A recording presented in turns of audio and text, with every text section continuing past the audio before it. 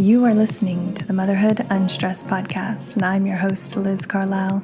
Thank you so much for tuning in. I am so glad that you're here and that you're spending your time with me today. And I'm thrilled to share the work of my guest with you today. His name is Ben Milliken.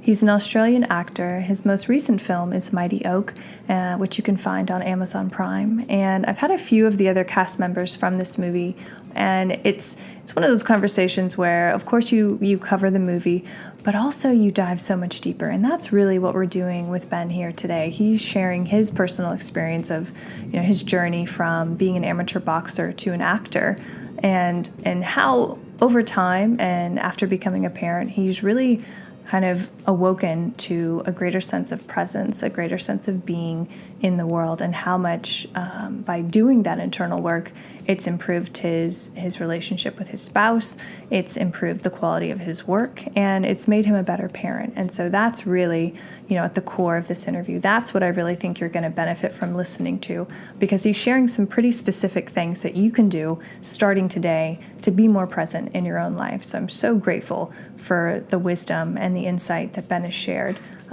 So if you love this episode, please share it out.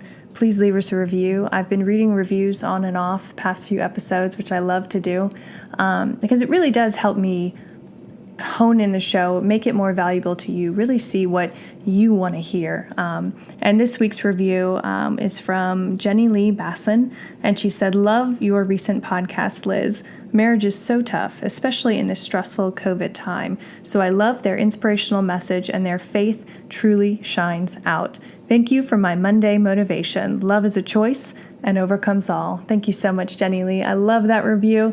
And I think that's going to inspire me to do some more shows on marriage and relationships in the coming months. So thank you for that. If you want to hear your review read, please go ahead and leave one, and maybe I'll share it next week. Until then, enjoy this episode with Ben Milliken.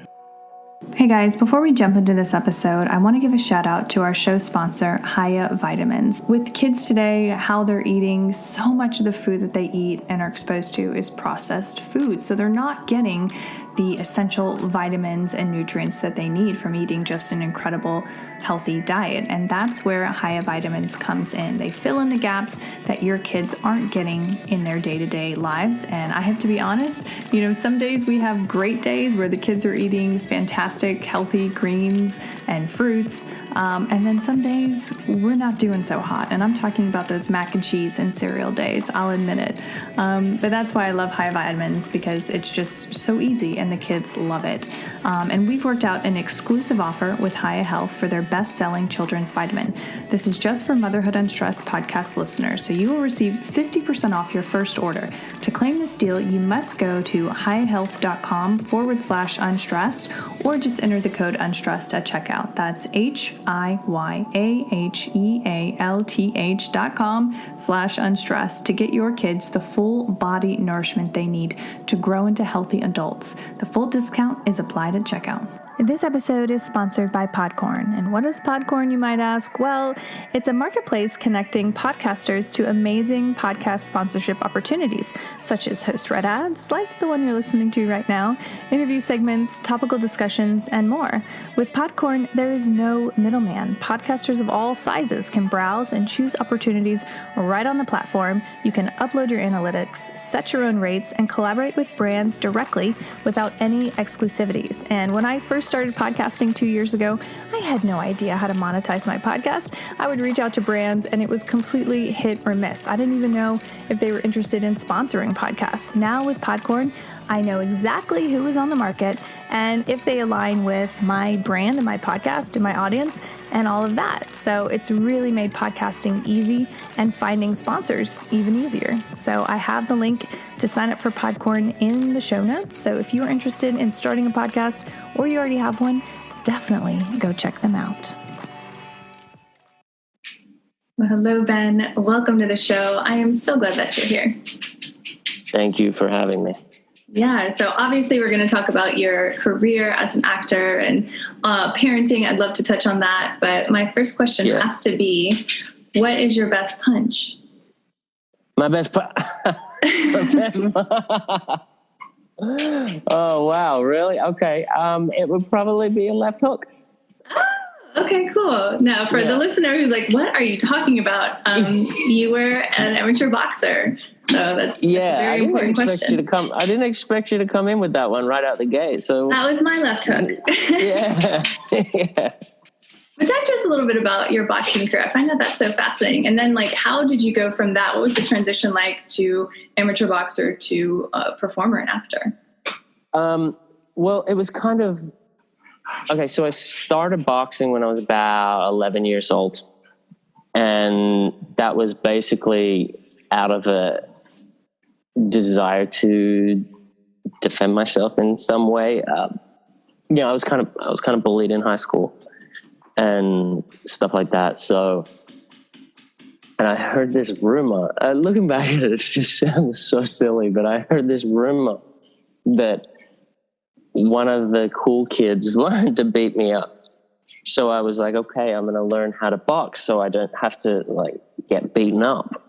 And then none of which turned out to be true, but I ended up finding a boxing class and found this gym that I went to and just fell in love with this sport, and then just kept going with it. And, it was what I wanted to do for a career for a long time until, I think I was very young when I decided that. And to go into something like that, it's really got to be all or nothing all the time. And, I was, a kid growing up in Northern Beaches in Sydney. I wanted to surf as well. And I wanted to do all of that sort of stuff. And I just transitioned into this after high school. I was like, you know what? I don't have the full capacity to dedicate my entire life to that sport, even though it was like my first love. Like I love that sport so much, and it just wasn't my path. And then, so after high school, I went and backpacked around Europe for a few months, and I had always been obsessed with film. I had always been obsessed with movies, and there were always some kind of like an escape for me. For 2 hours, I could just go to a different world or a different time or a different country or a different place, and just have go through this story with these characters. I never realized it could be something that would be, an actual career for me. So when I was traveling, I was in Europe, and I was like, wow, the world's huge. And you really can do whatever you want what's to stop me from trying, at least? So when I got home from that trip, I found an acting class, and I showed up, and then literally the rest is history. A year later, I got my first film, and that film went to Tribeca Film Festival, and that's what brought me over here. And that was in 2008. And now what was that film? No, it was called Newcastle. It's a movie. Newcastle is a small working class town, a couple hours outside of Sydney, and it's based around the surf culture in Newcastle. So that was a good. So it wasn't much of a stretch then. Not much of a stretch. I kind of fit into that one nicely. I mean, it was kind of nice not to have much of a stretch from my first job. So yeah. And how do you approach roles that aren't necessarily like spot on like you? What's your process like? I know it varies from actor to actor, so I'm curious. Yeah. For me personally, I believe that it's all in the script. It's all on the page. And then after you've really investigated the script, like I like to investigate the script, and I like to really find the hidden gems and all the little moments that are in the script. And then once you kind of find all of those, it's the self-exploration part of how is this true for me? how do I make this real for myself? And so I'm not just, pretending. I'm trying to live truthfully in these moments. But you have to know what the moments are first for me. So that's how I usually approach it. It all starts with the script. When you read a script, do you know right away if it's something that you would want to do, or does it take you some time to think about it? Usually I can tell. Usually I can tell in the first, kind of 5-10 pages of getting into it. And I'm like, wow, okay, I really want to see where this is going. I really want to know what happens. And then some of them, it's like when you first get a really good book and it's a page turner, you just need to know. Mm-hmm. So usually I like to read a script the first time as a consumer, like as somebody who is, as an audience member, because ultimately at the end of the day, it's for the audience. Do you ever feel like when you're like maybe midway through a production that the character is starting to like meld into your personality? Do you start to have the characteristics of the character when you're out with your family and you're like, oh, was that me or was that, my character? I think when you're like really in it to a point there, you start to because as I said before, it's like that self-exploration phase, and it's kind of like you find parts of yourself that are able to come out truthfully. I don't really go and feel like I'm another person. I still feel like I'm me, but you kind of do start to, you just get used to using that muscle of looking things in a certain way. And then once that new side of yourself is kind of exposed, which is great, you kind of have I wouldn't say like I'm thinking of myself in the character. I feel like you would say like I have a better understanding of who I am personally, so that I have grown. I think that's what happens. Right? Acting, it's kind of like a weird form of therapy. Yeah. It seems like you're someone like who, even as an 18-year-old traveling Europe, like you had this higher level of self-awareness that most people don't have to make the decision. Like, I don't want to commit my life fully to boxing. Maybe I could do this. And then you actually do it. Like, that's incredible. Yeah. And I think that is also, I don't know if it was really, self-awareness back then. I think I've only really come into my self-awareness phase over the past couple of years, to be honest with you, where I've actually been searching, actually been actively looking in and seeing what's really under the hood and stuff like that. But I would say back then, I don't know, I was kind of born with this mentality of like, you just do it. And if you want to, you can, you know what I mean? So that's why it was really easy to move over here from Australia, because you can do that. And so for me, it was never like, oh, I can't do that, because it was like, I could do that if I want. I just have to want to. Did you get that from your parents, or were they the parents that said you can do whatever you put your mind to? Like, where did that come from? I think I think it comes from my dad, because we traveled as kids, and because I was born in England, and my dad moved us to Australia when I was 2, because he just wanted to change.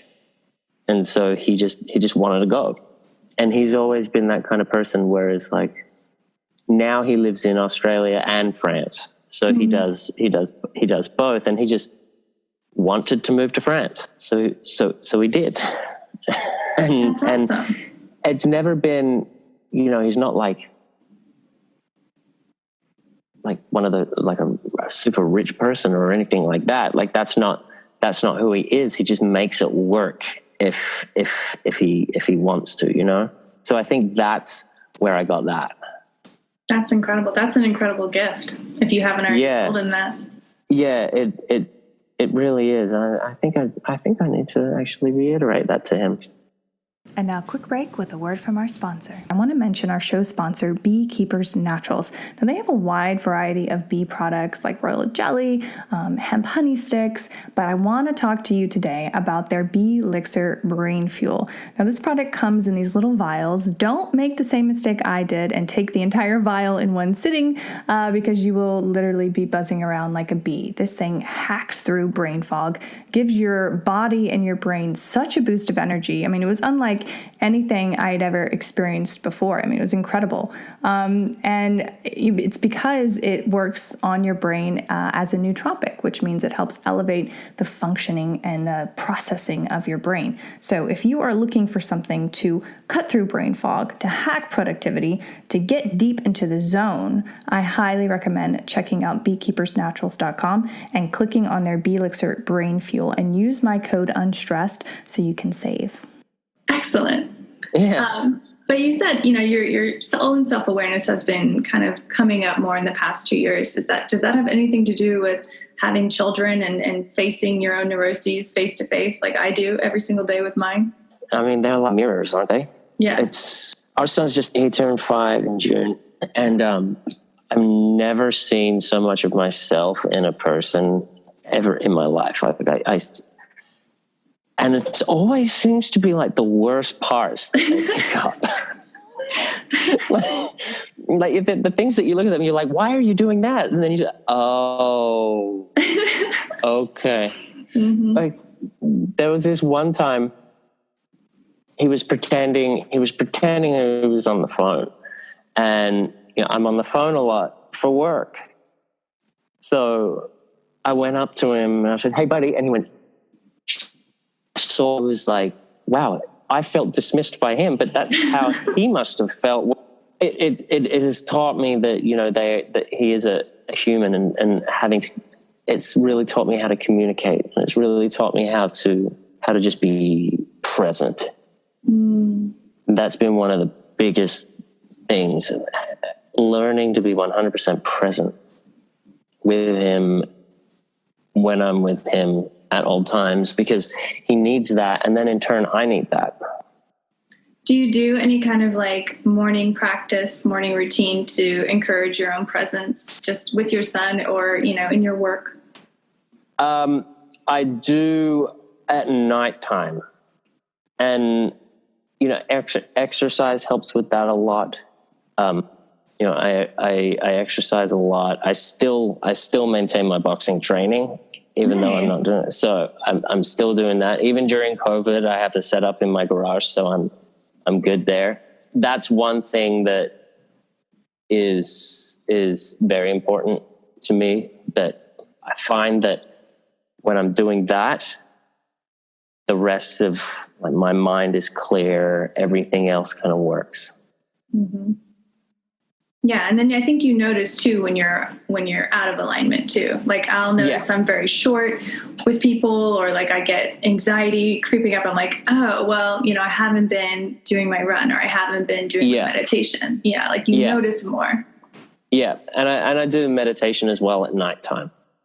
Mm-hmm. So that's cool. My wife just got these really cool things. She just started doing these. Have you heard of those? Big bowls, and they have like a little thing where you go boom, and then you circle around the top, like a sound bath. Yes. Mm-hmm. Yes. So my wife just started doing those. And that's it's so cool. That puts everybody to sleep, cool. I'm sure. Oh yeah. Oh yeah, it's just so soothing. It's amazing. Yeah, it's incredible. It seems like you both are very present, very self-aware, kind of in tune. Do you think that's just an LA thing, or do you think that's what attracted you to each other?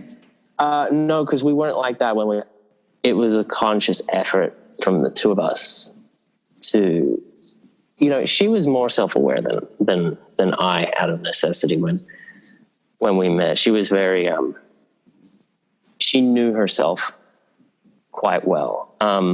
But we were still very much living in our stories. And it took a lot of work for us to be like, you know what, we're going to go on this kind of journey. And we've been going on this journey together where it's it's great. Our conversations have changed. Our interactions with each other have changed. I'm nowhere near as reactive of a person where, like, I used to get like offended when people, when she would say like, oh, that you know,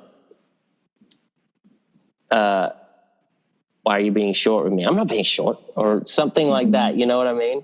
Mm-hmm. And I would get defensive of my own behavior and stuff like that. But it's kind of like an everyday conscious decision. Yeah, it is. It's a practice, and sometimes you do really great, and sometimes you're like, dang, maybe tomorrow.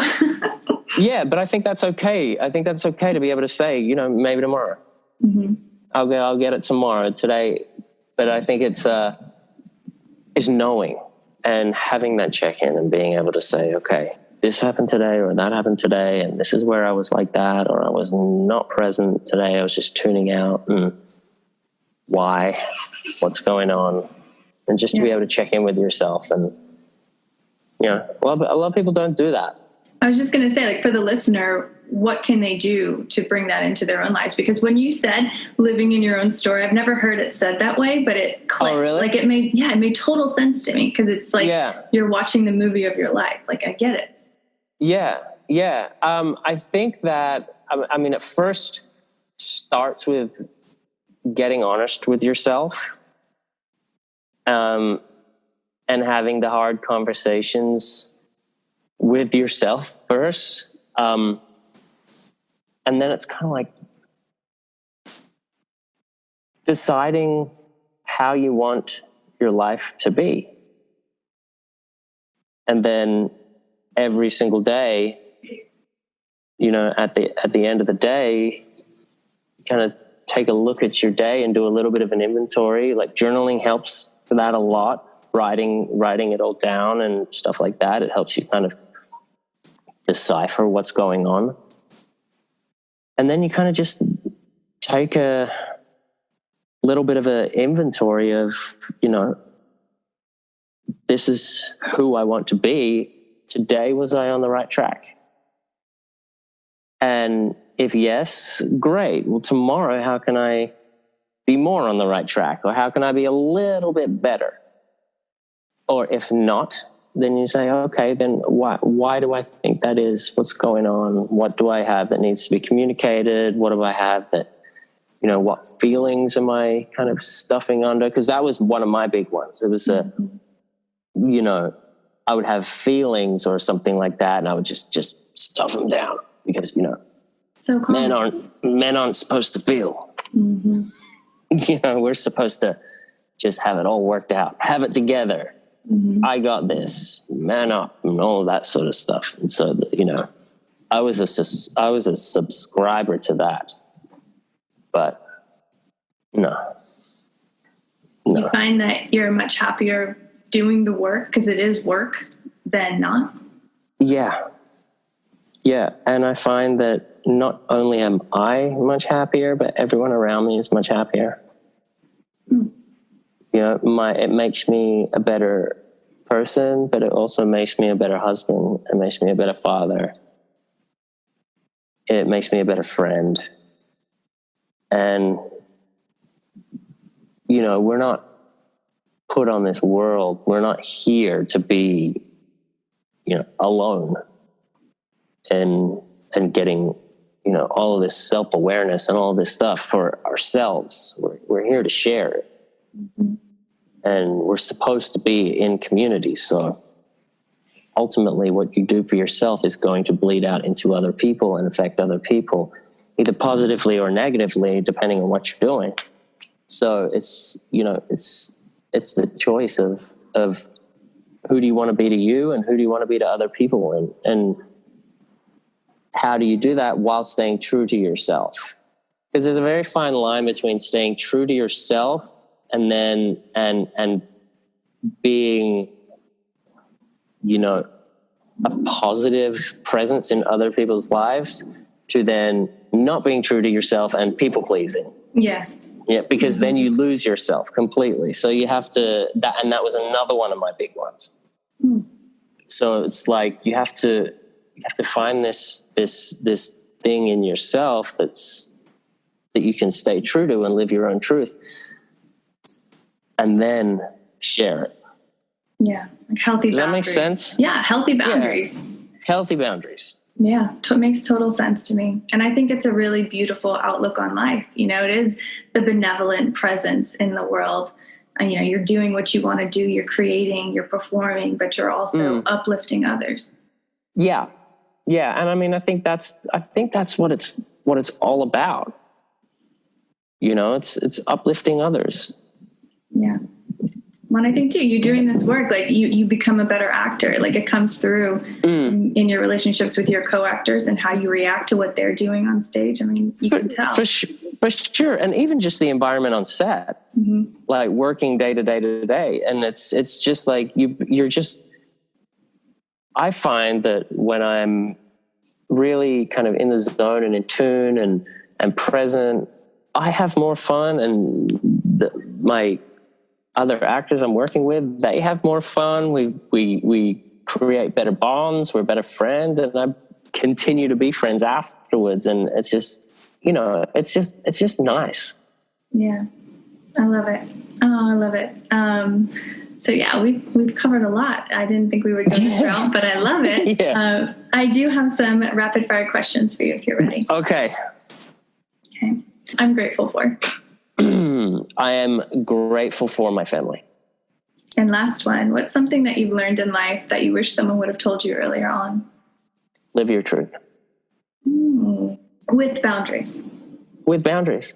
But you would have boundaries if you're living your truth. Yeah. Because it's your truth. It's true. Okay, so where can the listener find you, find out more about your latest project, Mighty Oak? Tell us all the things.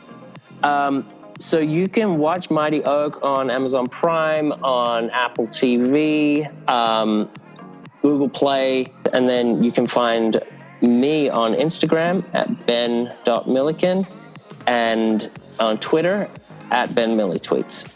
Lovely. Thank you so much, Ben. This was an awesome conversation. Thanks so much for having me. This was fun. You have been listening to the Motherhood Unstressed podcast, and I'm your host, Liz Carlisle. Thank you so much for tuning in. If you love this episode, please share it out on your social media, Instagram stories, and tag us at Motherhood Unstressed so we can share it back out and keep the conversation going on these important topics. Also, make sure that you subscribe so that you never miss out on an interview with an amazing guest or our weekly guided meditations every Wednesday. This episode is sponsored by Motherhood Unstressed CBD. This is my line of organic, USA-grown hemp that was specifically designed to help you, the listener, battle stress and anxiety naturally. And what CBD does is it helps your body's own endocannabinoid system function better. So you're sleeping better, you're experiencing less stress and anxiety, and you're able to get everything done with an overall feeling of security, of groundedness, of calm. So if you would like that in your life, head on over to motherhoodunstressed.com, click the shop tab, and use the code podcast to save.